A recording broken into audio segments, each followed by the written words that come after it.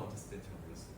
근데 이제 입에 넘겼을 때 적당한 산미와 그리고 자몽 맛 가까운 자몽? 네, 과일 향 나면서 그다음에 넘기고 나서부터 이제 다크 초콜릿 향이 좀 나면서 다크 초콜릿? 네, 좀 가벼운 텍스처였어요. 가벼운 텍스처. 좋아요. 어떠셨어요? 저는 일단 처음에 느끼는 그 아로마는 초콜릿 향이 올라오는데 뒤에 마지막에는 은은하게 꽃향, 자스민의 향이 살짝 났습니다. 그리고 중간 정도의 산미가 있었는데 이 산미는 이제 레몬의 산미, 깔끔함이 있었는데 근데 대신에 바디감은 좀 어드링 했고요. 그리고 풍미는 중후한 정도의 조화를 이뤘고 그리고 이 레몬의 산미 때문에 그런지 모르겠지만 이 레몬의 산미의 깔끔함과 흑설탕의 은은한 단맛이 되게 조화를 잘 이뤘고 대신에 이제 스모크함이 이제 마무리를 했습니다. 커피 드셨어요? 맛있는. 네. 일단 마신 부분으로 맛을 좋아하는데. 네. 처음에 이제 냄새는 약간 달콤한 냄새인데 뭔지 잘 못 느꼈고 그리고 산미가 강했고 그 다음에 쓴맛이랑 고소함이 같이 느껴졌는데 그 다음에 그 끝에서는 약간 라임의 신맛이랑 떫은 맛이 같이 나는 그런 느낌이었어요. 오케이, 좋아요. 자, 오늘 드셨던 커피는 에티오피아 커피인데 그 지난주에 드렸던 그 우라가라는 커피가 이제 내추럴 프로세싱이잖아요. 네. 이 걔를 먹었을 때하고 좀 비교를 해보면 좋을 것 같아요. 얘는 똑같이 구치존에서 나왔는데 마을은 조금 달라요. 근데 워시드 프로세싱이에요. 그러니까 이제 오늘 공부를 할 텐데 생두가 가공 과정에 따라서 맛의 뉘앙스라든지 방향성이라든지 또는 여러 가지 복합미 이런 것들이 조금씩 달라진다. 그런 거를 좀 연상하시고 열매 있는 그대로 말린 거를 우리가 내추럴 프로세싱이라고 얘기를 하고 열매 껍질을 다 벗기고 안에 있는 점액질까지 싹 닦아낸 다음에 씨앗만 싹 빼서 말린 거. 이제 그걸 우리가 워시드 프로세싱이라고 얘기를 해요. 그러면 각각의 특징이 어떻게 되느냐? 지금 드셔보신 대로 앞서 먹었던 지난주에 먹었던 우라가는 묵직한 느낌이 들고 여러 가지 컴플렉시티도 있고 약간 발효치도 있으면서 뭔가 좀 스파이스한 느낌도 있고 이제 이랬는데 얘는 지금 보니까 꽃향기가 나고 뭐 여러 가지 좀 마일드한 느낌이 나면서 산미가 좀 산뜻하고 경쾌하고 이런 방향성이 됩니다. 그러니까 이게 뭐 품종, 그러니까 그 밭이, 그러니까 마을이 다르기 때문에 단순 비교하는 게 조금 무리가 있습니다만 어찌됐건 전체적인 방향성은 워시드 프로세싱은 좀 깔끔한 쪽이에요. 그리고 그 품종이 가지고 있던 좀 가장 도드라지는 특징들 몇 가지가 이렇게 도드라지는 이런 형태라고 하면 내추럴 프로세싱은 과육이 덮여 있는 상태에서 가공하는 과정에서 휘발성이나 이제 손실되는 것들이 거의 없기 때문에 여러 가지 복합이라든지 단맛도 좀 좋고 그런 가운데 바디감도 좀 좋지만 발효하는 과정에서 그러니까 말리는 과정에서 약간 발효의 느낌이 들어갈 수가 있고 과육이 일부 발효가 일어나기 때문에 실제로 그래서 그런 것들에서 약간 호불호가 있을 수 있다. 그런 장단점이 있어요. 그래서 오늘 이제 자세히 좀 보겠습니다. 오늘 이제 로스팅 이론 첫날인데 넘어가고. 자, 대체적으로 이제 재료에 대해서 배우게 될 거고요. 그러니까 로스팅을 하기 전에 재료로 쓰고 있는 생두에 대해서 간략하게 좀 이해를 해야 될 필요가 있어요. 왜냐하면 이제 우리가 똑같은 요리를 한다 하더라도 재료의 상태나 재료의 특징에 따라서 불 조절 또는 여러 가지 이제 변수를 제어를 해야 되기 때문에 로스팅을 하기 전에 재료에 대해서 먼저 공부를 하겠고요. 그 다음에 테이스팅은 일단 저희가 그냥 하면서 진행하는 게 좋을 것 같아요. 저걸 따로 공부하기보다는 저거를 이제 로스팅을 처음 배우러 오시는 분들이 하려면 이제 평가하는 방법도 알아야 되기 때문에 테이스팅을 하기는 하는데 여러분들은 이제 하면서 계속 할 거예요. 그러니까 저거는 챕터는 좀 넘어가고 우리가 많이 해야 될 게 이제 물리적 변화, 화학적 변화, 뭐 열 전달이 어떻게 되느냐 그걸로 인해서 반복해서 하면서 내가 계획을 짜서 로스팅을 어떻게 해야 되느냐. 그러니까 프로파일 로스팅이라는 거는 그동안 내가 쌓아왔던 데이터를 토대로 해서 미리 계획을 하는 거예요. 그래서 뭐 처음부터 이제 배출할 때까지 어떤 플랜을 짜서 그 플랜에 의도한 대로 결과물이 나오게끔 하는 이게 프로파일 로스팅이거든요. 그래서 그럴 때까지 갈 수 있으면 이제 로스터가 됐다. 자, 로스팅을 한다는 것은 이제 생두 상태일 때는 거의 맛과 향이 없죠. 그리고 물에 뭔가 갈아서 녹이려고 해도 걔들이 물에 거의 녹지 않아요. 그러니까 분자 단위로 볼 때 너무 큰 덩어리들이기 때문에 걔들이 물에 녹는데 굉장히 오랜 시간이 걸리죠. 그래서 걔들이 물로 추출이 잘 되게끔 만들어주는 거, 밀도를 낮춰주고 그리고 분자 단위를 단순하게 만들어줘서 H2O라는 이 분자에 물이 들어갔을 때 거기에 잘 용해돼서 나오게끔 이제 하는 이제 그게 이제 로스팅이 되겠어요. 그래서 생두 상태일 때는 맛과 향이라는 게 거의 없다. 그러나 로스팅을 하고 나면 이제 맛도 생기고 향도 생기고 알려져 있기로는 생두일 때보다 거의 3배, 4배의 맛과 향 성분이 생성이 된다. 이렇게 알려져 있죠. 그래서 적절한 조건, 우리가 알아야 되는 것은 로스팅을 하기 위해서 맛과 향을 만들기 위해서 적절한 조건으로 로스팅을 해야 되는데 그 이제 맛과 향이 어떻게 표현이 될 거며 그 적절한 조건이 무엇이냐 요걸 이제 배우는 거예요. 자, 생두는 열을 가하기 전까지는 불활성 상태다. 열을 가하면 다양한 성분들, 그러니까 탄수화물이다 하면 탄수화물은 큰 덩어리예요. 그 탄수화물 자체가 물에 녹거나 이러려면 또 시간이 상당히 걸려요. 실제로 이제 우리 세포벽을 이루는 그 성분도 다당류 섬유소지만 걔가 탄수화물이거든요. 근데 포도당의 긴 체인으로 이렇게 계속 엮여있기 때문에 단단하게 엮여있기 때문에 동물도 걔를 초식 동물도 소화시키는데 되새김질을 3번, 4번 해야지 이제 소화가 될 정도로 걔들이 굉장히 단단한 체인입니다. 그래서 포유류는 그러니까 인간은 그거를 들어오면은 소화할 능력이 안 돼요. 그렇기 때문에 걔들을 이제 잘게 쪼개줘야 되는 거예요. 실제로 이제 그 세포벽을 이루는 성분 가운데 어떤 이제 리그닌이라는 성분은 걔가 실제로 이제 향 성분으로 많이 표현이 됩니다. 그래서 걔들이 잘게 쪼개지면서 뒤에 설명드리겠지만 마이야르 반응에 큰 기여를 하고 있죠. 그래서 지방 성분, 당 성분, 뭐 이런 단백질 성분도 물론 있는데 그런 애들이 잘게 쪼개져서 물에 녹거나 향으로 발현이 될 수 있게끔 이제 만들어주는 거예요. 그러면서 적절한 조건으로 해야 되는데 적절한 조건에서 로스팅을 하려면 일단 재료에 대해서 잘 이해를 하고 있어야 되겠죠. 굉장히 여러 가지 변수가 있습니다. 똑같은 나무에 나왔다 하더라도 워시드 프로세싱을 했느냐, 내추럴 프로세싱을 하느냐에 따라서 열 주는 강도가 달라지고 밀도가 달라지고 그리고 크기가 또 달라져요. 그리고 높은 곳에서 자란 콩이냐 아니면 저지대에서 자란 콩이냐 가공을 워시드 그러니까 뭐 에너빅 퍼멘테이션 했느냐 또는 뭐 디카페인 가공을 했느냐 또는 뭐 중남미의 품종이 카투라냐 카스티조냐 뭐 버번이냐 뭐 이런 다양한 변수들이 있거든요. 근데 그거에 따라서 조금씩 달라져요. 그럼 예를 들면 이렇게 생각할 수가 있죠. 내가 콩의 열을 로스팅을 쫙 해서 나왔는데 뭐 예컨대 그런 게 존재하는지는 잘 모르겠으나 어떤 특정 정도의 열량을 걔한테 딱 줬어요. 전체적인 시간에 따라서. 그래서 걔가 딱 받은 열량의 크기가 만약에 있다 그러면 너무 아주 그 여태까지 했던 것 중에 가장 완벽한 콩이 나왔다. 로스팅이 됐다. 라고 하면 그게 열량 총합이 있을 거 아니에요.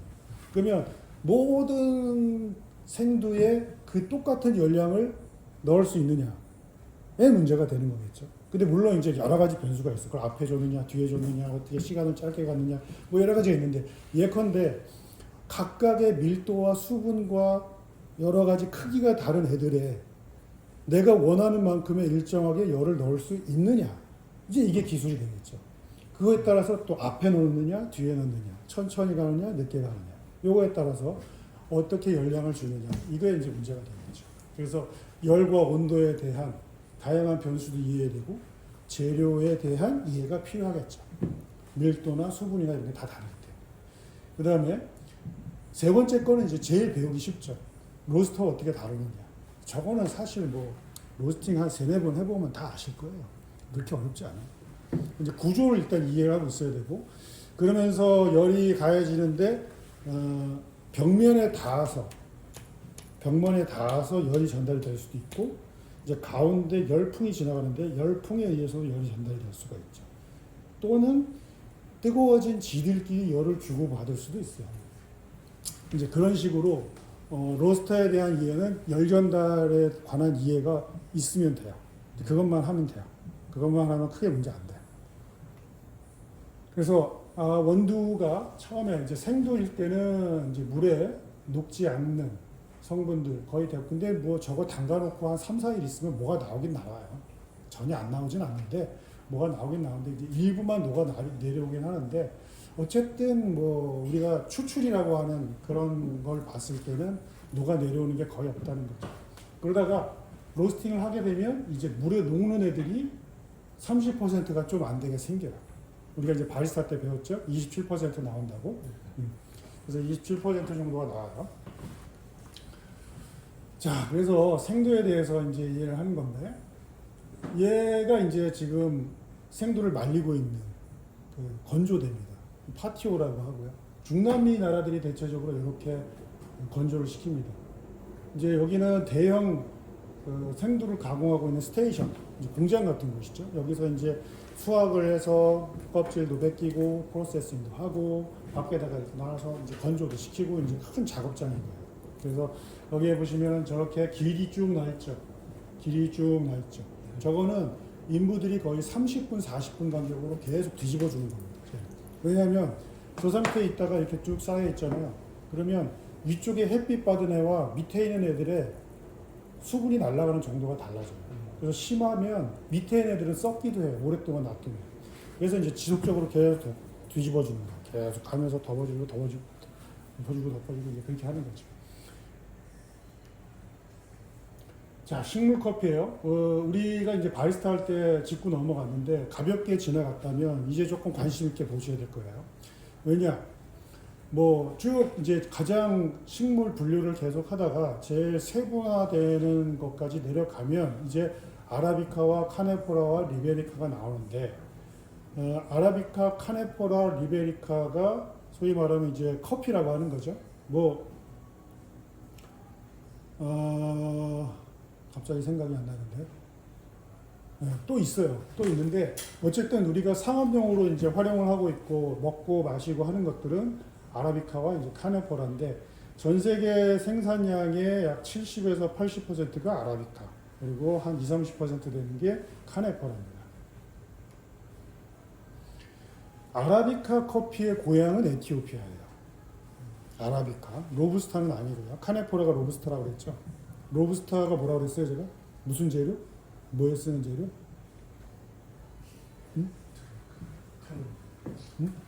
캐논요. 커피 믹스. 커피 믹스, 맞아요. 커피 믹스 쓰는 재료, 로부스타. 그래서 로부스타는 이제 왜 그러냐? 걔가 워낙 카페인도 많고 클로로겐산이라고 하는 항산화 물질도 한 1.5배가량 들어있어요. 근데 문제는 그 클로로겐산이라는 애는 로스팅을 하면서 굉장히 쓰고 떫은 애들로 분해가 돼요, 둘로. 그래서 이제 태생적으로 얘는 쓰고 떫은 맛을 타고날 수밖에 없는 거죠. 그러다 보니까 금속성 맛도 나고 너무 쓰고 막 이러니까 걔 자체로 그냥 드립을 해서 먹거나 에스프레소 먹으면 너무 이제 부정적인 향미들이 많아서 우유나 설탕을 타서 먹기 시작했단 말이에요. 그래서 이제 그럴 수밖에 없다는 거죠. 그런데 이제 아라비카, 우리가 이제 지금 오늘 드셨던 이런 커피, 그다음에 뭐 조금 원두를 에스프레소로 먹을 때 로부스타를 물론 섞기는 섞습니다만 대체적으로 대부분의 이제 원두 커피에 사용하고 있는 게 아라비카예요. 아라비카의 원산지는 에티오피아예요. 그래서 에티오피아에 가면 그냥 우리 시골 마을에 가면 뒷동산 올라가면 밤나무 이런 거 있잖아요. 그 감나무 막 널려 있고 막 그런데 실제로 그 에티오피아도 마을 뒤쪽에 올라가면 막 그 뒷동산에 막 커피 나무가 자라는 것들도 굉장히 많아요. 그래서 대충 올라가서 바닥에 떨어져 있는 애들 대충 긁어다가 이렇게 해서 막 빻아서 막 커피 내려먹고 막 이렇게 하거든요. 그래서 에티오피아는 아라비카 커피가 잘 자랄 수 있는, 그리고 향미적으로 뛰어날 수밖에 없는 천혜의 자연 조건을 잘 갖추고 있는 곳이다. 그래서 그냥 크게 신경 쓰지 않아도 중남미나 다른 나라에서 자라고 있는 커피보다 향미적으로 좋은 이유가 거기 있는 거죠. 여러 가지 조건들이 너무 좋아서. 자, 그래서 주요 생산국들 대부분의 커피 산지가 다 생산을 하고 있어요. 그리고 보통은 해발 800m 이상 2200m, 최대가 3000m. 최대가 3000m라는 것은 생존 가능한 높이예요. 3000m가 재배 가능하진 않아요. 그러니까 3000m 정도 되면 생육이 너무 느려지고 생산이 너무 떨어지기 때문에 생존은 할 수 있겠으나 재배하는 데 용이할 정도라고 하면 한 2200~2300m를 봅니다. 그리고 높은 곳에서 자랄 수밖에 없는 이유는 얘들이 병충해에 약해요. 그러다 보니까 평지에서 키우다 보면 거의 다 죽습니다. 병충해 공격을 받아서. 그러면 로부스타는 왜? 뒤에 설명드릴게요. 그래서 평균 기온도 그렇게 높지가 않고 강수량도 그렇게 높지가 않아요. 그러니까 대체적으로 병충해에 약하기 때문에 높은 곳에서 자랄 수밖에 없다. 이렇게 이해하시면 좋겠고요. 로부스타는 콩고입니다. 그 에티오피아의 남서쪽으로 쭉 내려가다 보면 아프리카 가운데쯤에 보면은 콩고라는 이제 곳이 있어요. 그 콩고라는 곳에서 로부스타가 처음 발견이 됐고 맛이 쓰고 떫은 이유가 카페인과 클로로겐산이라고 얘기를 했는데 저 카페인과 클로로겐산은 실은 어떻게 얘기하면 독이에요. 뒤에 설명을 또 드릴 텐데 우리는 저거를 처리할 수 있는 인간은 그걸 처리할 수 있는 신체적 능력을 갖고 있기 때문에 먹으면 좀 긍정적으로 바뀌는 경우들 많이 있는데 사실 곤충들 우리 그 포유류보다 좀 이렇게 여러 가지 유전자가 단순한 이런 곤충들이나 먹으면 뭐 성장을 멈춘다든지 또는 뭐 여러 가지 마비가 된다든지 이제 그런 식의 자기를 보호하기 위해서 만드는 물질입니다. 실제로는. 그래서 얘가 로부스타가 평지에서 잘 자라는 이유고 병충해에 강한 이유는 저 클로로겐산과 카페인을 훨씬 더 많이 만들어요. 1.5배에서 2배까지 만듭니다. 그렇기 때문에 곤충이 공격을 했을 때 자기에게 당해지는 유해가 워낙 강하기 때문에 공격을 잘 못하죠. 그래서 잘 자라는 거예요. 근데 이제 문제는 저런 것들이 우리한테는 항산화 물질이지만 맛으로는 굉장히 쓰고 떫다는 거죠. 그래서 여러 가지 블렌딩이라든지 설탕이나 뭐 기타 첨가물을 넣지 않고는 섭취하기가 좀 어려울 정도로 쓰고 떫기 때문에 그래요. 네, 주요 생산국 베트남, 인도네시아, 콩고인데 전 세계 커피 생산량의 2위를 차지하고 있는 것이 베트남이에요. 의외로. 근데 베트남은 거의 대부분 로부스타예요. 뭐 아라비카도 일부 나오긴 나옵니다만 거진 다 로부스타입니다. 그래서 로부스타 생산 1위 국가고 인도네시아도 로부스타가 굉장히 많습니다. 인도네시아의 대표적인 뭐 아라비카 커피라고 하면 이제 만델린이라는 커피인데 그 만델린도 물론 나오긴 나옵니다만 대부분 이제 절반 정도 그 정도 절반 이상 로부스타가 굉장히 생산이 많습니다. 자, 요거 잘 이해하시면 좋겠어요. 프로세싱 할 때 요걸 항상 연상을 하시고 곁에 두시고 항상 보시고. 자, 이것도 자료를 올려드릴 거예요.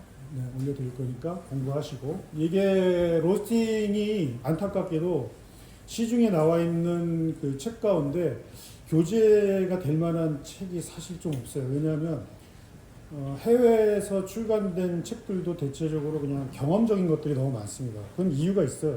그 로스팅이라는 게 저 200도가 넘는 뜨거운 드럼 안에서 벌어지는 일들인데 생도에서 벌어지는 일, 저 드럼 안에서 벌어지는 일들을 뭔가 측정 도구를 넣고서 측정을 하고 뭘 검사를 해야 되는데 불가능하거든요. 거의 불가능해요.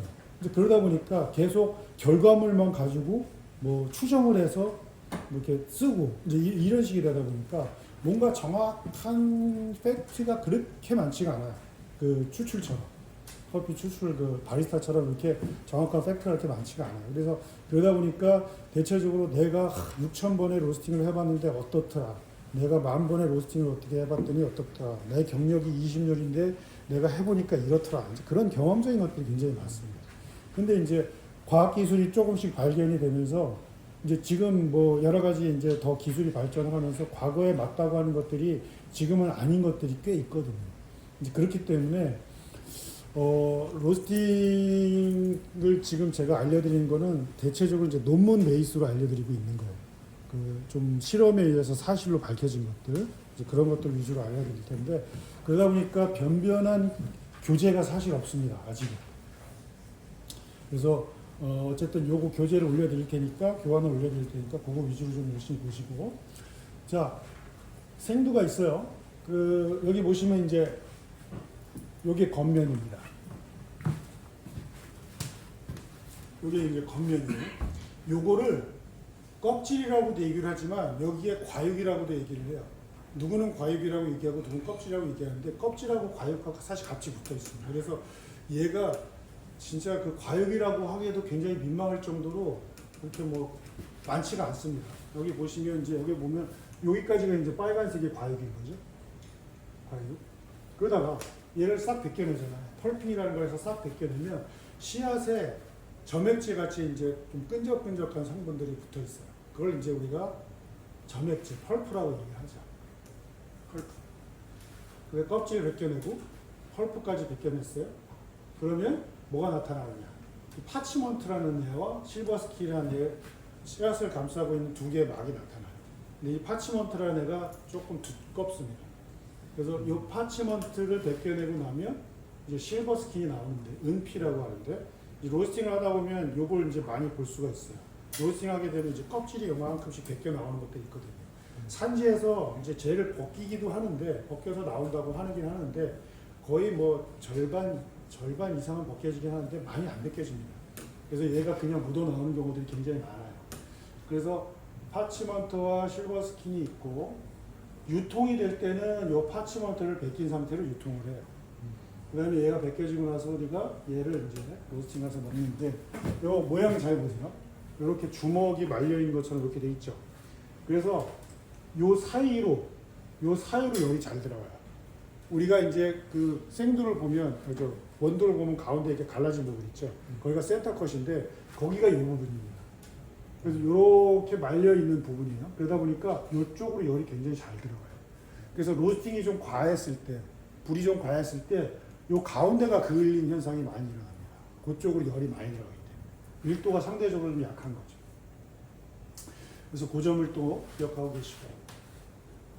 그 다음에, 여기 보시면 이제 파치먼트. 얘가 이제 파치먼트. 벗겨지는 거 보시죠? 실버스킨은 저 정도로 두껍지는 않습니다. 그래서 보시면은 이제 이렇게 두 개가 말려 있고 항상 한 쌍이 맞물려 있습니다.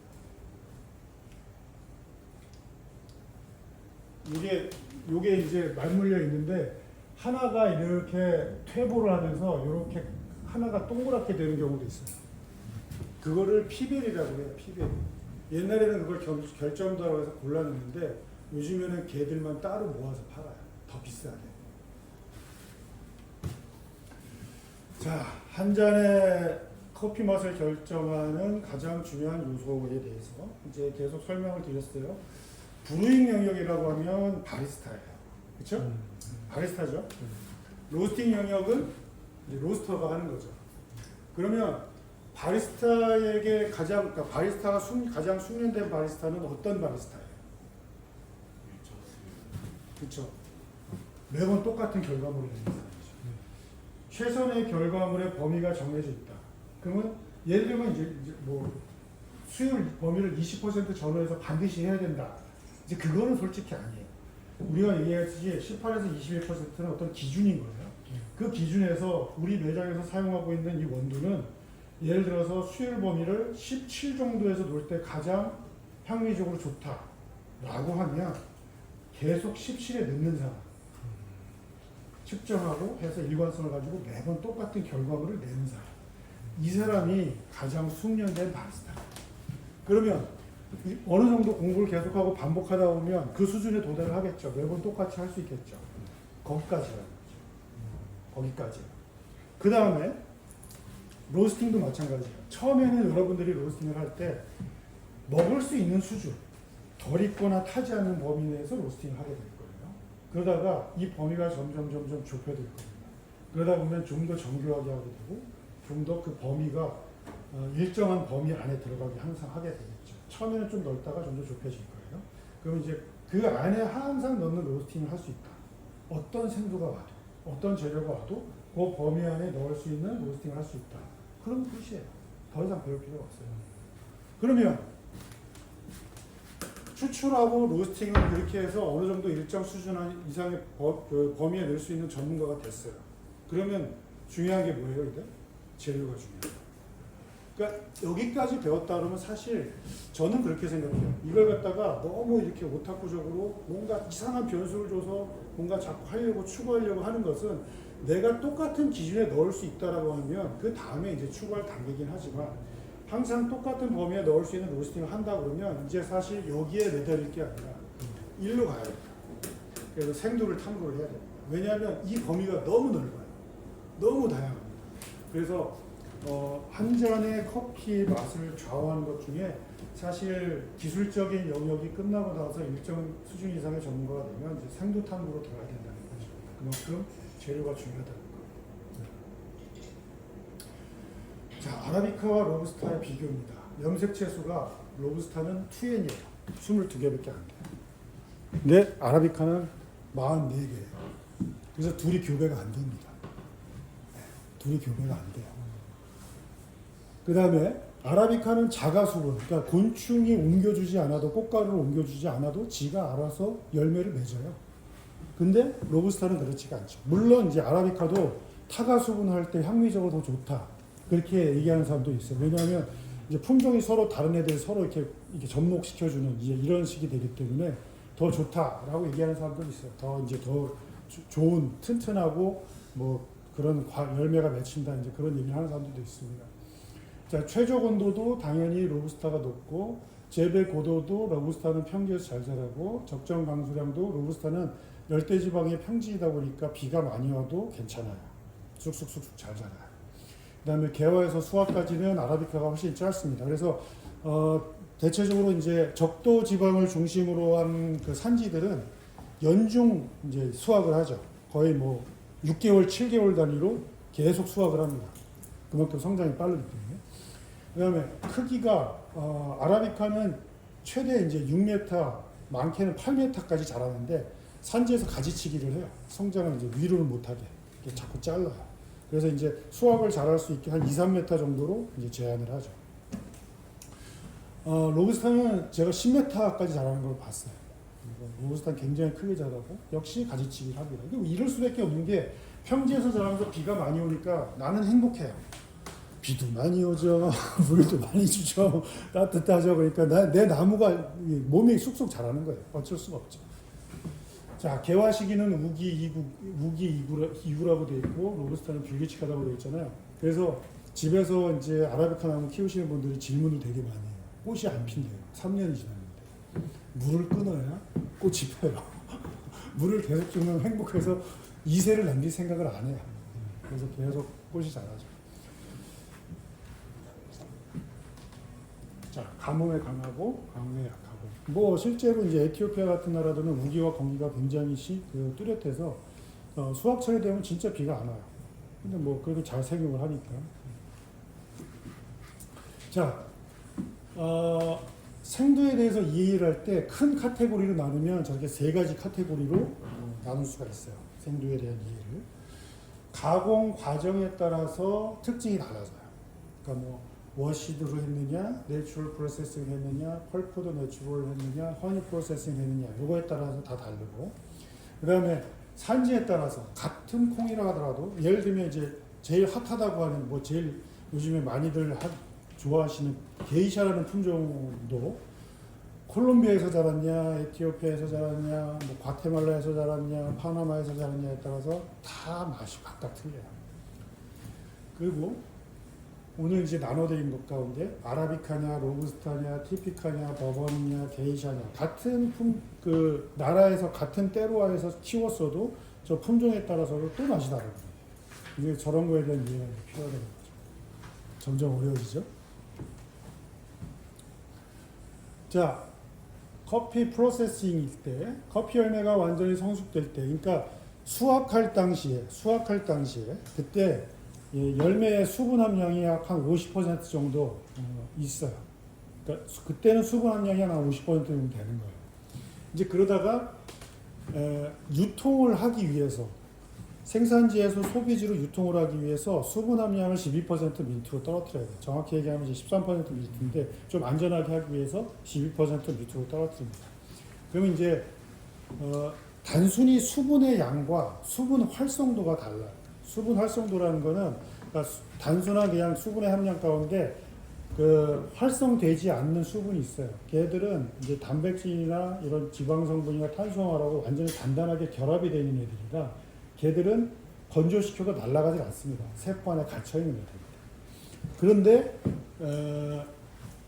수분 활성도라는 게 이제 있는데 저 수분 활성도 때문에 이제 박테리아나 뭐 세균이나 뭐 곰팡이라든지 이제 이런 애들이 서식을 하는 거거든요. 그래서 걔들을 낮추는 게 이제 우선이에요.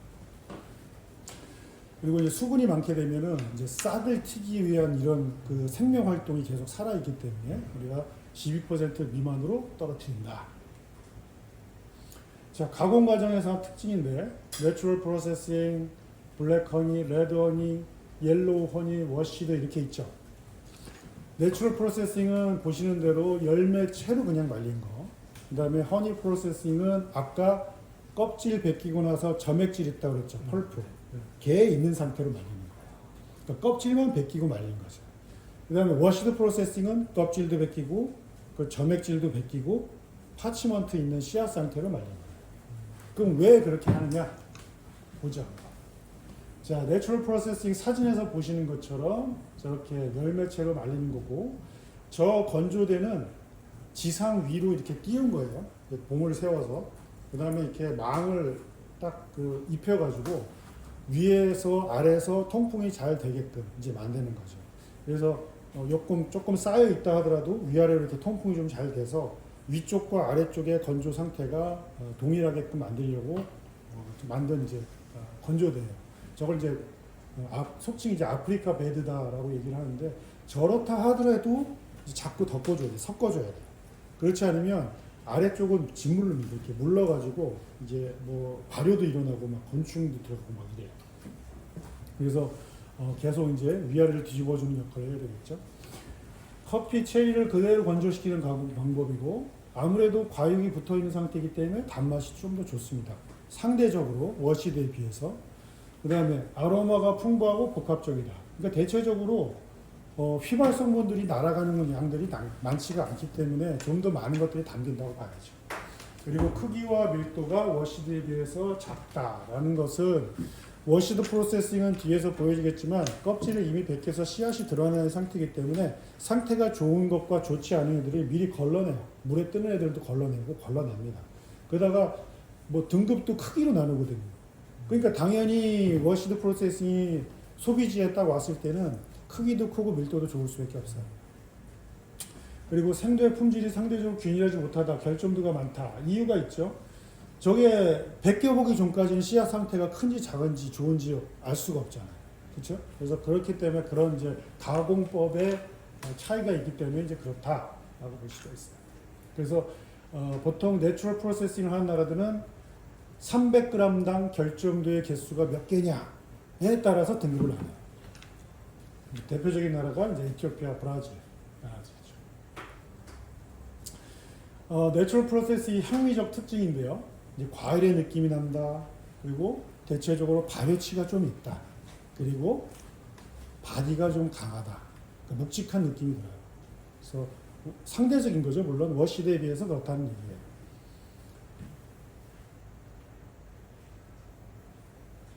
그리고 건조 과정에서 그 아프리카 베드에 쌓아놓는다 하더라도 이 높이가 5cm가 되지 않아야 됩니다. 그러니까 5cm라고 이렇죠. 그러니까 거의 쌓아놓으면 안 된다는 얘기예요. 펼쳐놔야 된다는 얘기죠. 그래서 자꾸 섞어주는 거예요.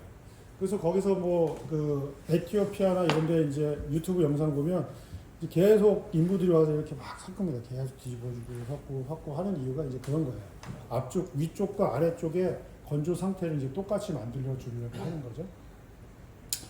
그래서 수분이 빠지고 수분 함량이 이제 20% 정도가 되면 이제 벗겨요. 싹 벗깁니다. 그 다음에 씨앗 상태로 이제 마무리 작업을 하죠. 마무리로 이제 막 건조를 시키는 거예요.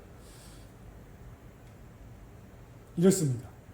저렇게 열매가 빨갛게 익은 애, 저 정도로 진짜 그 빨갛게 익은 애들은 정말 훌륭한 애들이에요. 진짜 저렇게 수확을 하는 애들은 정말 스페셜한 애들만 수확을 하고 있는 거죠.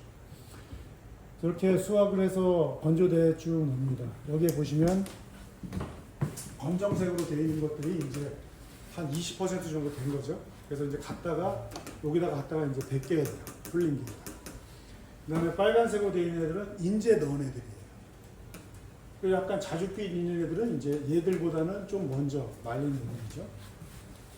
그래서 저렇게 8-9개를 쭉 해서 풀링을 쭉 하면 이제 파치먼트 과육과 파치먼트까지 이제 싹 벗겨지는 이제 그런 상태가 되는 거죠. 이제 워시드 프로세싱이에요. 워시드 프로세싱은 과육을 제거한다. 그래서 점액질까지 벗긴다. 이제 그런 뜻인데 일단 그 껍질을 벗깁니다. 껍질을 벗겨요. 그 다음에 물에 담급니다. 껍질을 벗긴 다음에 점액질이 붙어 있겠죠. 걔를 수조에다 담가요. 그 다음에 발효 물질을 넣은 다음에 그 안에서 발효를 일으켜요. 그래서 그 이스트라든지 그 발효 물질들이 그 안에 있는 점액질들을 다 쪼아 먹게끔 하는 거예요. 그래서 흐물흐물해지면 걔를 물로 닦아내는 거죠. 그런 식으로 하는 건데. 근데 이제 아무래도 그 발효하는 과정에서 물이 많이 오염이 되죠. 이제 걔를 계속 토양으로 버리는 그런 일들이 과거에 있었어서 환경 오염 문제가 있었어요. 그리고 밀도가 아까 말씀드린 대로 내추럴에 비해서 크고 강하다. 그리고 아로마와 어시디티가 깔끔하다. 그러니까 이제 여러 가지 복합미보다는 특징적인 맛들이 좀 도드라지는 그런 식이 워시드 프로세싱인 거죠. 대표적인 나라가 콜롬비아, 케냐, 코스타리카. 그러니까 워시드 프로세싱을 많이 하는 나라들의 특징이 뭐냐면 대체적으로 크기나 고도에 따라서 등급을 나눠요. 그러니까 크고 밀도가 좋은 애들을 좋은 등급으로 줍니다.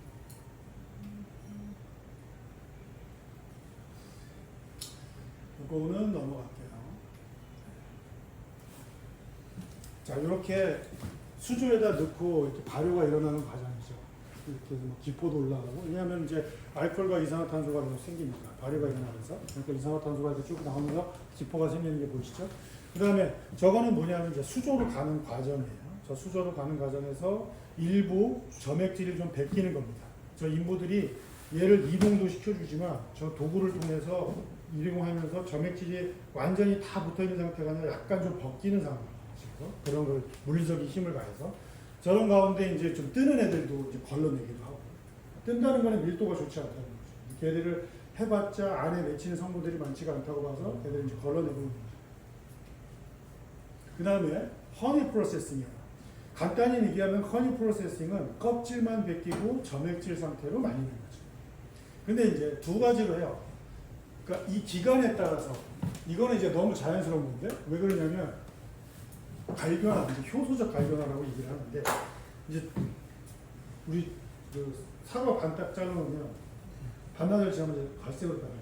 그게 이제 식물이 상처가 난 부위를 감싸기 위해서 효소를 내보내면서 색깔이 변하는 거예요. 갈색으로. 이제 똑같은 현상입니다. 벗겨내서 말리다 보니까 햇빛의 건조가 수분이 빨리 날아가면 노란색이 됐다가 멈추는 거고요. 얘는 조금 더 시간이 가서 수분이 천천히 날아가다 보면 이제 갈색까지 변하는 거예요. 얘는 이제 굉장히 천천히 말리는 거죠. 근데 이제 그렇게 해서 말리는 것도 있다고 그러는데 알려져 있기로는 이 기계에다가 껍질 벗기는 기계에다가 2번, 3번 돌리면 이제 이 점액질이 좀 얇아집니다. 일부 많이 날아간다. 그렇게 해서 말리면 옐로우가 된다. 2번 정도 해서 말리면 이렇게 된다. 한 번만 하면 이렇게 된다. 이제 그렇게 알려주는 데들도 있어요. 근데 그것도 이제 사실이고 그렇게 하는 데들도 있고, 전체적으로 보면 결국은 말리는 기간과 관련이 있다는 거죠. 어차피 갈변하기 때문에. 그 다음에 허니 프로세싱과 펄프드 내추럴이라는 게 있는데 같은 얘기예요. 똑같이 점액질 남긴 상태로 말리는 건데 얘는 추구하는 게 이렇게 하는 이유가 맛 때문에 하는 거고, 얘는 빨리 말리려고 하는 거예요. 그러니까 무슨 얘기냐면 펄프드 내추럴을 하고 있는 국가는 브라질이에요. 브라질은 어떤 나라냐면 아마존 밀림을 쫙 밀어서 거기에다가 바둑판처럼 이렇게 커피밭을 만들어 놓고 가운데 기계가 지나갈 만큼 크게 간격을 띈 다음에 비행기로 제초제 확 뿌리고 농약 확 뿌리고 가운데로 기계가 지나가면서 다다다다다 해갖고 흔들면서 이제 수확을 하는 이제 그런 나라예요. 그래서 전 세계 커피 생산량 1위 국가입니다. 근데 거기는 맛이 중요한 게 아니라 생산량이 중요한 거예요. 이제 그러다 보니까 브라질 같은 나라에서 수확량이 엄청나게 많잖아요. 걔들을 다 일일이 내추럴 프로세싱 그 껍질 벗기고 점액질 벗기고 스테이션에서 물로 닦아내고 이걸 못 하겠는 거예요. 너무 많아서 막대한 그 돈이 들어가잖아요. 그 시설을 만들기 위해서. 그래서 처음에는 그냥 말렸어요. 열매처럼. 그냥 내추럴로 했어요. 그래서 아까 내추럴 프로세싱 많이 하는 나라 브라질이 있었잖아요. 그냥 말리는데 껍질을 벗겨서 말리니까 더 빨리 말리는 거죠. 그래서 풀링만 싹 해서 껍질만 벗긴 다음에 그냥 말린 거예요. 그래서 말리는 기간을 건조시키는 기간을 짧게 가져가려고 하는 걸 우리가 펄프드 내추럴이라고 얘기하고, 얘는 추구하는 게 맛이에요. 그러니까 내추럴 프로세싱과 워시드 프로세싱의 중간적인 맛을 내려고 하는 거죠. 그랬는데 옐로우까지 말렸더니 워시드에 비슷한 느낌이 나더라. 그러니까 이것도 단계를 나눈 거죠. 얘는 블랙으로 갈수록 정도의 차이가 내추럴보다는 좀 약하지만 내추럴 느낌이 나는 거죠. 얘는 정도의 차이가 있지만 워시드보다는 조금 더 복합미와 단맛이 좋지만 어쨌든 워시드의 느낌이 나게끔 하는 거예요. 그래서 단계를 나눈 거예요. 그래서 얘는 맛을 추구하는 거, 펄프드 내추럴은 생산량을 추구하는 거. 그래서 달라요. 그 다음에 이제 여러분들이 아셔야 되는 것 가운데 무산소 발효라는 게 있습니다. 어네러빅 퍼멘테이션이라고. 이거는 2015년도에 월드 바리스타 챔피언십에서 나온 그 우승자가 요 생두를 가지고 나와서 우승을 했어요. 그래서 이제 유행처럼 엄청나게 퍼졌고, 지금은 뭐 생두를 생산하는 국가 가운데 무산소 발효를 안 하는 나라가 없을 정도로 다 합니다. 이건 이제 뭐 김치 발효하는 거, 와인 숙성하는 거 하고 같은 원리예요. 사과산을 젖산으로 이제 많이 전환시키는 이제 그런 가공 방식이죠. 산소가 없는 상태를 만들어 놓고 일정 시간 가둬놨더니, 체리를 가둬놨더니 원래 있던 애들은 좀 부드러워지면서 없던 애가 생긴 거예요, 맛이. 그러니까 이제 좀 더 다양한 맛들이 나는 거죠. 그래서 맛의 윤곽도 강렬해지고. 그러니까 사람들이 커피를 딱 먹고 와 이거 뭐야 이러니까 이제 다 하는 거죠. 저는 별로 안 좋아해요, 개인적으로. 그래서 이런 겁니다. 산소가 없는 환경을 만들어놔서 사과산이나 이런 날카로운 좀 자극적으로 찌르는 듯한 산미들이 부드러워지고 아운되죠. 그러면서 평균 시간은 뭐 12시간 정도 한다 그래요. 4일까지 한 데도 있다고 그러고. 그러면서 없던 애들이 이제 다양하게 나타나는 이제 그런 방식이에요. 요거부터 보여드릴게요. 이분이 이제 호주 사람이죠. 사사세스틱이라고. 그 무산소 발효, 그러니까 탄산 침용이라고 하는 건데요. 무산소 발효라는 카테고리 안에 탄산 침용이라는 게 있기는 있어요. 근데 이제 요 앞에 보여드린 게 이게 탄산 침용이에요, 이게. 저렇게 스테인리스 수조에다가 요게 뭐냐면 요게 이산화탄소 통이에요. 그래서 넣고, 그러니까 체리 상태로 여기를 넣은 다음에 여기에다가 물을 채워놓은 상태에서 이제 담궈요. 그 다음에 뭐 와인 양조할 때 쓰는 뭐 사카로미시스, 세르리제 이스트균이 있어요. 그런 걸 넣어요.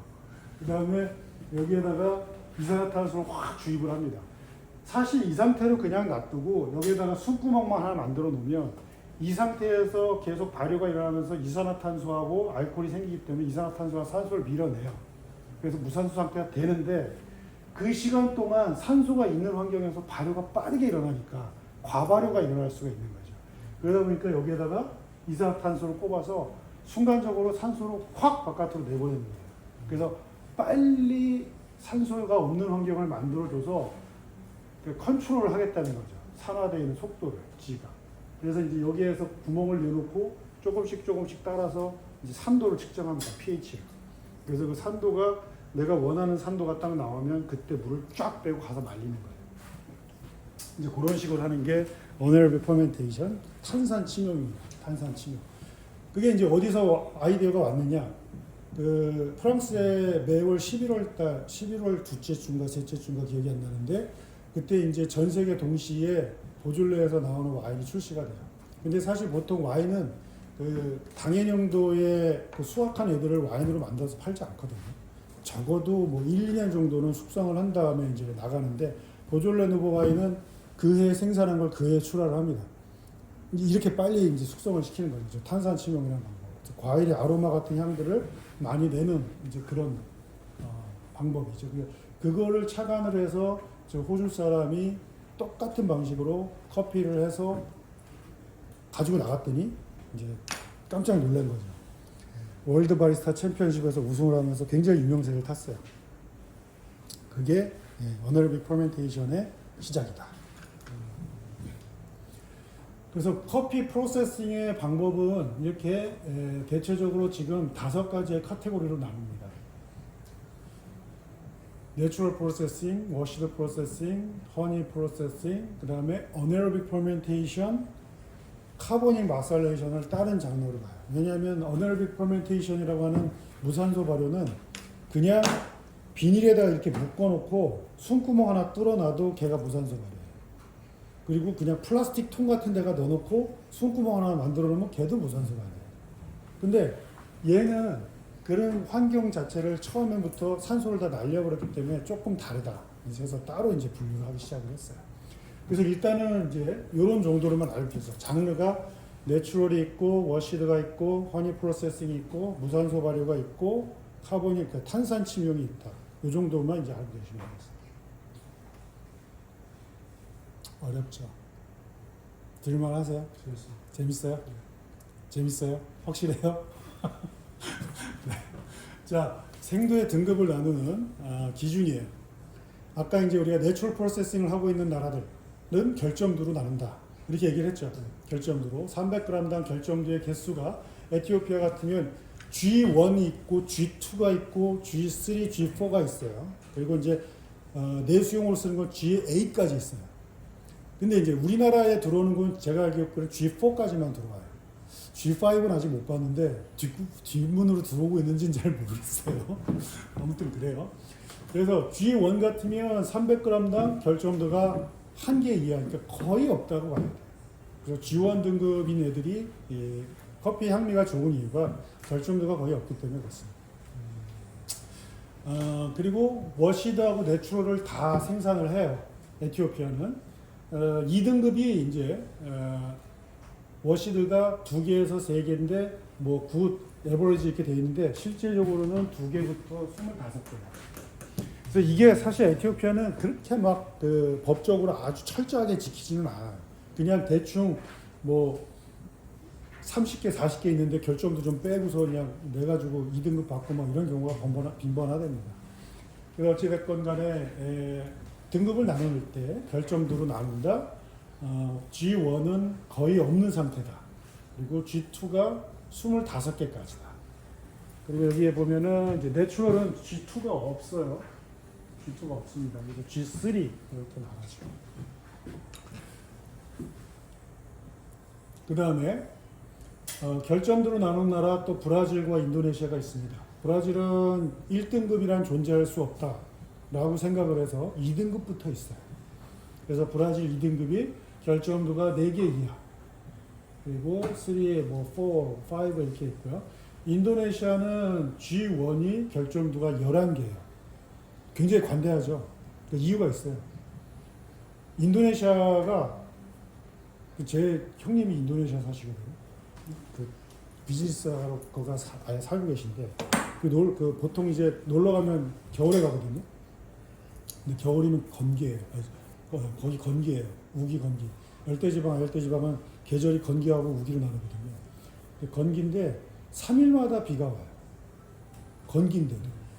그러니까 이게 이런 어려움이 있는 거예요. 얘네들이 수확을 해서 건조를 시켜야 되는데 비가 계속 오니까 건조됐다 비 와서 망치고 그리고 습기 많아지고 막 이러니까 얘네들이 어떤 상태로 하냐면 워시드 프로세싱을 똑같이 하는데 파치먼트 있는 상태로 말려야 되는데 어느 정도 말리다가 빨리 말리려고 파치먼트까지 벗겨버립니다. 한 30-40% 수분이 됐을 때 파치먼트를 벗겨버려요. 그래서 얘가 12% 가는 데까지 그냥 그 파치먼트가 벗긴 상태로 가다 보니까 이 안에 수분이 아직 많으니까 여물질 않았잖아요. 그러다 보니까 말리는 과정에서 끝이 이렇게 벌어집니다. 자꾸. 그러면서 주변에 있던 잡미나 향미들이 막 이렇게 들어가는 거예요. 뭐 흑향도 들어가고, 막 건초향도 들어가고, 막 이렇게 되는 거죠. 풀향 들어가서. 그래서 인도네시아 만델린 커피의 특징이 얼씨한 느낌, 그리고 뭐 헤일라이트, 지프라이 같은 느낌 이런 것들이 많아요. 그래서 어느 순간부터는 걔를 그냥 걔의 특성으로 인정을 해주기 시작을 했는데 그래서 등급 나누는 게 좀 관대합니다.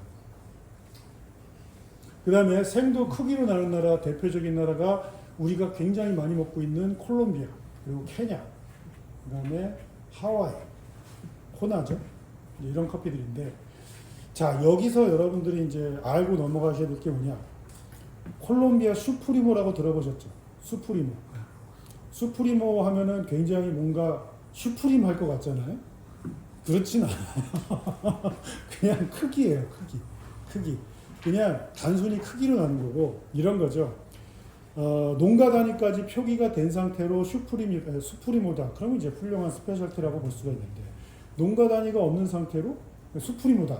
그리고 뭐 후일라 수프리모다. 뭐 안티오키아 수프리모다. 뭐 이렇게 되면 그냥 안티오키아라고 하는 엄청난 큰 주에 곳곳에서 남아있는 커피들을 싹 긁어다가 채로 걸러서 17 사이즈 이상 되면 수프리모라고 주는 거예요. 그러니까 저거는 직접적인 그 스페셜티를 나누는 기준이라기보다는 그냥 크기를 나누는 기준이다. 그래서 스페셜티라고 하면 농가 단위까지 표기가 되는 커피여야 된다. 이런 거죠. 케냐도 마찬가지예요. 케냐 더블 A 막 그러면 A가 2개 엄청 좋을 것 같잖아요. 그렇지 않다는 거죠. 저것도 마찬가지로 농가 단위까지 표기가 된 상태로 더블 A다 그러면 좋은 A일 수 있겠지만 그게 아니라 농가 단위가 없이 그냥 니엘이라는 지역에서 큰 넓은 도 단위의 큰 데에서 여기저기서 수확한 애들을 전부 가져다가 그냥 체에 걸러서 스크린 사이즈가 18 이상 되면 A를 주는 거죠. 그러니까 쟤는 그냥 단순히 크기로 나눈 단위다. 이렇게 이해하시면 되고. 그 다음에 하와이도 마찬가지죠. 하와이는 근데 생두 크기와 결점들을 같이 봅니다. 그래서 스크린 사이즈가 19 이상의 결점두가 10개 이내의 것을 우리가 코나 엑스트라 펜시라고 하는데 하와이는 코나라는 지역 자체가 워낙 좁아요. 굉장히 한정돼 있고 그 코나 커피가 지금 협회에 있는 게 킬로그램당 32만 원이거든요. 근데 그건 이제 왜 그러냐면 워낙 생산량이 적은 데다가 상당수 일본 사람들이 가져가요. 그 코나 하와이 커피 재배에 관여하고 있는 그 거의 7, 80%가 일본계예요. 그러다 보니까 이제 일본 쪽으로 많이 가죠. 이거예요, 스크린이. 그래서 저 스크린 사이즈가 뭐 예를 들면은 뭐 17, 18, 19 이렇게 되는 거죠. 뭐 그래서 이제 걸려 올라오면 그 사이즈를 주는 거죠. 그래서 이 스크린 사이즈 하나하나의 차이는 약 0.4mm씩 차이가 나요. 그래서 나오는 거예요. 그래서 수프리모다, 뭐 더블 A다, 크기로 나눈다. 이거는 그냥 단순히 크기고 맛을 담보하지는 않다는 거예요. 그 다음에 생두를 우리 10시부터 했죠. 생각보다 빨리 진행했네요. 생두를 고도로 나누는 나라들이 있습니다. 그래서 과테말라, 코스타리카, 니카라과, 엘살바도르처럼 중남미에 있는 나라들은 고도로 나눠요. 생산하는 고도. 그러니까 이제 여기 보면은 얘들은 아예 strictly hard grown이어서 SHG 높은 곳에서 자란 애야. 아주 높은 데서 자란 애야. 얘는 높은 데서 자란 애야. 얘는 그냥 높지 않은 데서 자란 애야. 얘는 이제 strictly hard bean이라고 돼 있죠. 얘는 밀도를 가지고 하는 거죠. 밀도를 가지고. 근데 높은 곳에서 자란 애들이 밀도가 좋다라고 판단을 해서 얘들도 결국 높이로 나누는 거예요. 그래서 strictly hard bean이 SHB다. strictly hard grown이라는 것은 높이를 나타낸다. 그래서 대체적으로 중남미에 있는 나라들은 저 두 가지의 기준을 따르고 있습니다. 왜냐? 높은 곳에서 자란 콩들은 향미가 좋다. 그러니까 이제 이런 거예요. 높은 곳에서 자라기 때문에 아무래도 산소보다는 이산화탄소가 많은 환경이죠. 그렇죠? 햇빛, 구름 위에 있을 수 있으니까 평지보다 일조량이 많죠. 그럼 뭐가 많이 돼요? 광합성을 많이 하겠죠. 그래서 광합성도 많이 할 뿐더러 내가 비도 그렇게 많이 오지 않는데 환경적인 스트레스도 많죠. 그러니까 일교차가 심하니까 자꾸 온도가 내려가니까 내가 스트레스를 많이 받아요. 그러다 보니까 본능적으로 얘가 유전적으로 이렇게 광합성들 많이 하는데 그 좋은 맛성분들을 자기 이세 쪽에 씨앗에 천천히 계속 쌓아요. 그러니까 맛이 좋을 수밖에 없죠. 그러면서 자라는 것도 천천히 자라니까 재배하기도 좋죠. 커지지 않으니까. 그런 겁니다. 그래서 높은 곳에서 자란 콩들이 맛이 좋다. 그래서 여러분들도 이제 뭐 어디 가셔가지고 생두를 고를 때 고들 다른 거 다 모르겠어요. 뭐 품종도 모르겠어요. 프로세싱도 잘 모르겠어요. 그러면 농가 단위 표기가 되어 있느냐 하고 고도 보면 확률이 높아요. 그 두 개만 보면 거의 확률이 높아요. 좋은 콩이 나와있어요. 근데 그 두 개가 나왔다 가격이 좀 나갈 거예요. 아마. 자, 그 다음에 결점도를 이렇게 핸드픽하는 거예요. 오늘 이제 한번 해볼 텐데, 결점도가 대체적으로 이렇게 5가지가 많아요.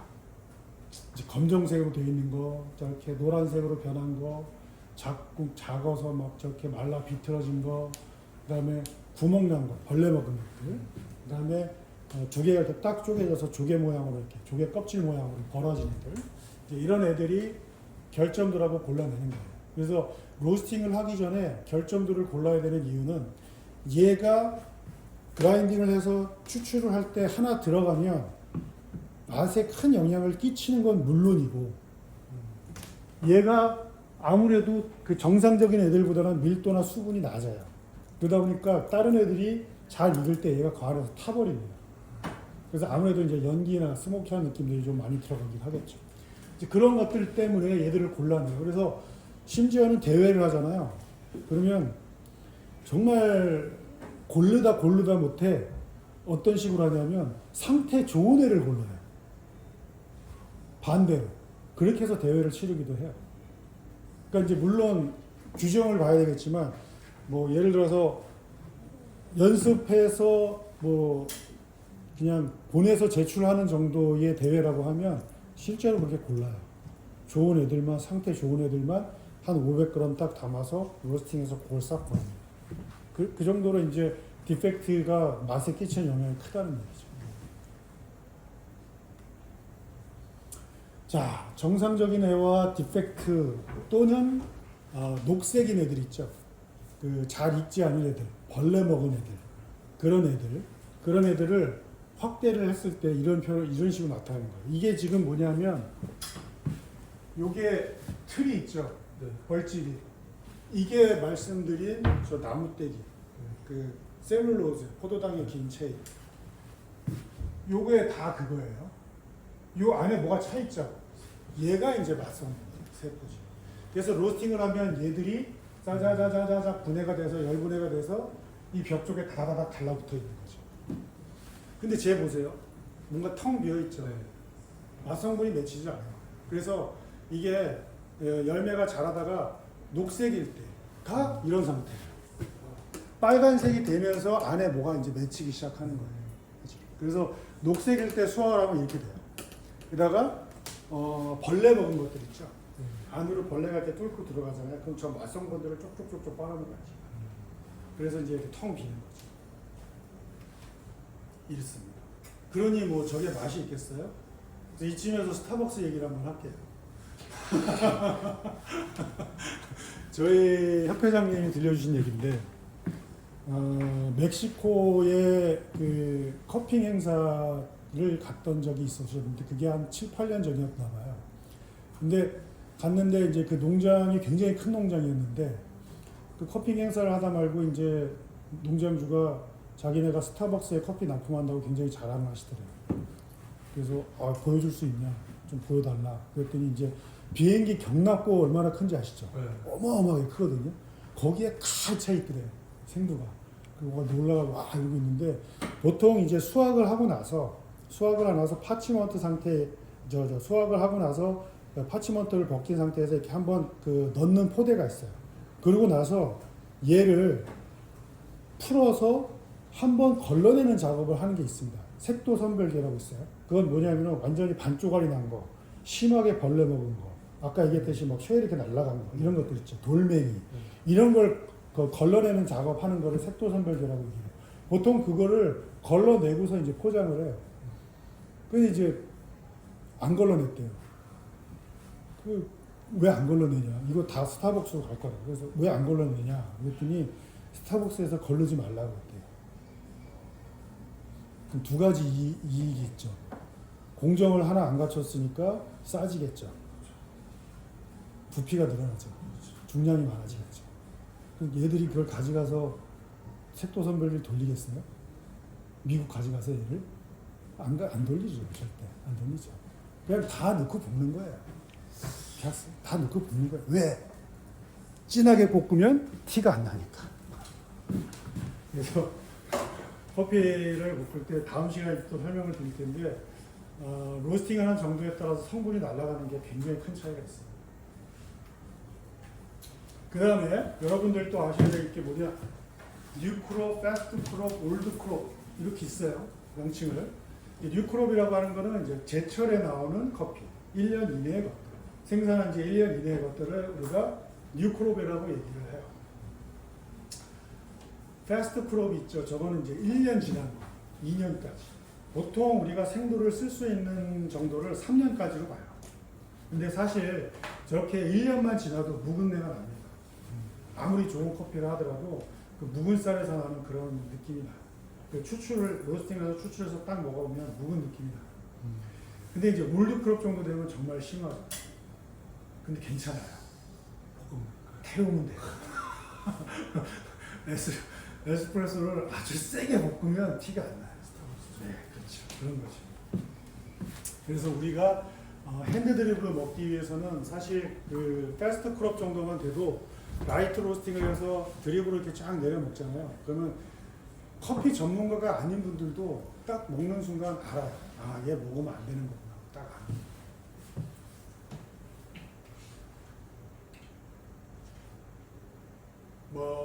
이거는 그냥 넘어가고.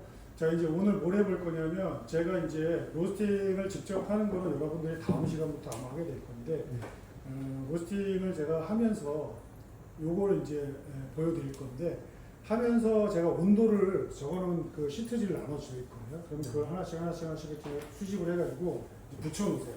이제 관찰하는 걸 일단 해볼게요. 그래서 이런 식으로 할 겁니다. 생도일 때 붙여놓고 130, 160, 170 뭐 이렇게 쭉 가서 완전히 새까마질 때까지 한번 가볼 테니까 오늘 그걸 한번 실습을 한번 해보도록 하겠습니다. 잠깐 쉴게요.